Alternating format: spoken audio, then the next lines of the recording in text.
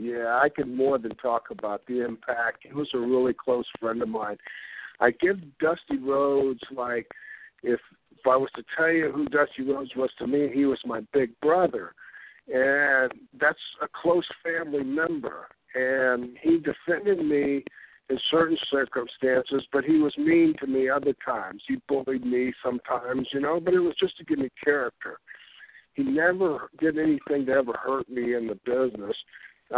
But he really made his name here in Florida, and the reason is Eddie Graham, like you said earlier, was a genius. In those days, he was such a creative guy. And when he got a character that could go out and have the charisma that Dusty had, Dusty touched the hearts of people during segregation, during, racial tension. He would be out there doing promos, and it didn't matter what color you were a Dusty Rhodes fan, and that's because he made you feel comfortable supporting him. He wasn't intimidating the guys going to the wrestling matches because if they're going, oh, wow, that guy looks better than me. I don't want my girlfriend or my wife to like him. I don't like that guy. Like a Jack Briscoe, maybe, just a handsome stud kind of looking guy. Dusty was kind of like a friendly kind of looking guy. He was the kind of guy that you wanted to be around. And his promos, probably the biggest magic of the American dream. I sat with my jaw sitting on my chin on the table like Gordon Soley's time after time and just listen to Dusty do his promos, and we had to do them back to back. We had like 2 hours to do 7 promos, which covered West Palm on Monday, Tampa Tuesday, Miami Wednesday, Jacksonville Thursday. Friday was either Tallahassee or Fort Lauderdale. Saturday was somewhere around Tampa, like the Sun Dome, something like Bayfront Center, Lakeland Civic Center, and then Sunday was Orlando, and back to Monday was West Palm. And he could do his promos without a second take, boom, boom, boom, and they were all different. I was mesmerized. I rode with Dusty. I idolized him when I was a young guy because I just couldn't imagine how he had such charisma. And plus his promos were so good and mine were so horrible that I just wanted to be more like him. So I spent a lot of time with him. I got great stories I can't tell you on the air about him, but at the same time, he was one of the greatest wrestling characters to ever come through the state of Florida. The biggest name, probably from the time he got here, right on throughout, but just prior to him was like the great Malenko, Eddie Graham. So he had some pretty big boots to fill, and he did an unbelievable job. So I can't put him over strong enough because here again, remember, instead of once a week in Hawaii, once a week in New York, once a week in Texas, once a week over here, it was once a week in Florida. Boom, boom, boom, same towns, every Monday night, every Tuesday night, same audiences, sometimes bigger, sometimes less, depending on the time of the year, like school starting. And Dusty was magic. You always wanted Dusty on the main event. Nobody's fighting over the main event, Everybody wants, hey, I hope the dream's on the card tonight. So.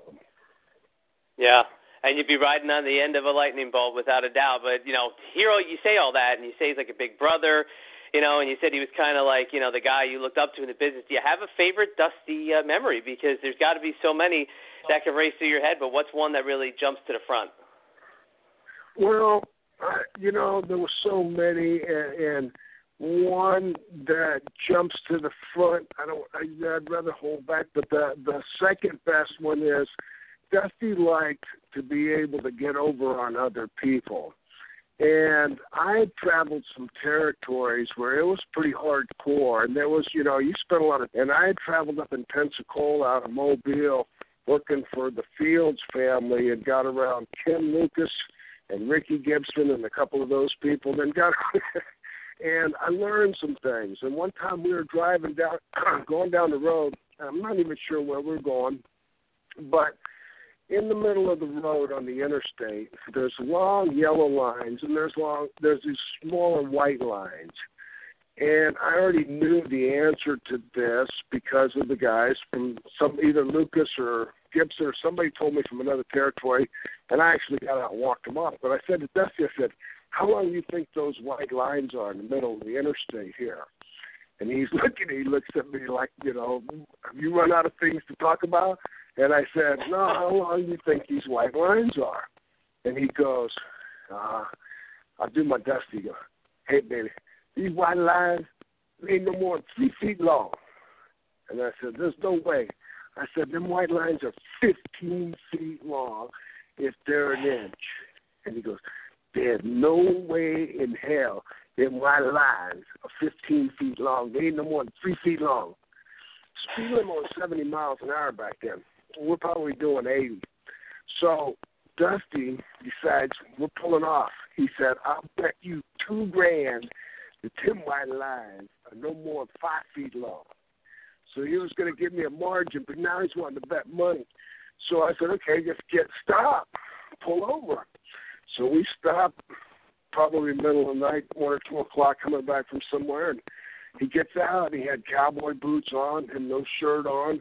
He's got his boots, his pants, jeans tucked down in his boots, and he gets after it, and he says, 1, and he put his other boot in front of himself.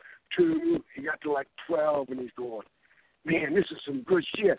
And as we get to like almost 15, he looks at me and he goes, oh, man, we got to pull this on a bunch of people. All of a sudden, he's turned what my $2,000 was for reward of having it 15 feet into we're going to get other people with this. So that was just kind of a simple story about Dusty, but he was a great guy. I mean, funny. He just did things different than anybody else I was ever around. And he always had the ability to make me smile.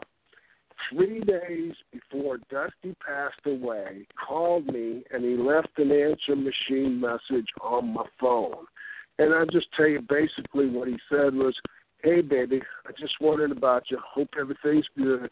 I know you're all right, having a good time with them grandchildren. I love you. Talk to you soon. And then I sent a picture of me and him back to him, texted. I didn't even talk to him on the phone, but I sent a picture back of me and him where he's in a tie-dye T-shirt, and he's got his arm around me, and I've got some belt on, and we're just standing as young guys, And he wrote, and he said back to me, he said, I love that tie-dye T-shirt. I'll send the picture to you, and that way prove what I said anyway.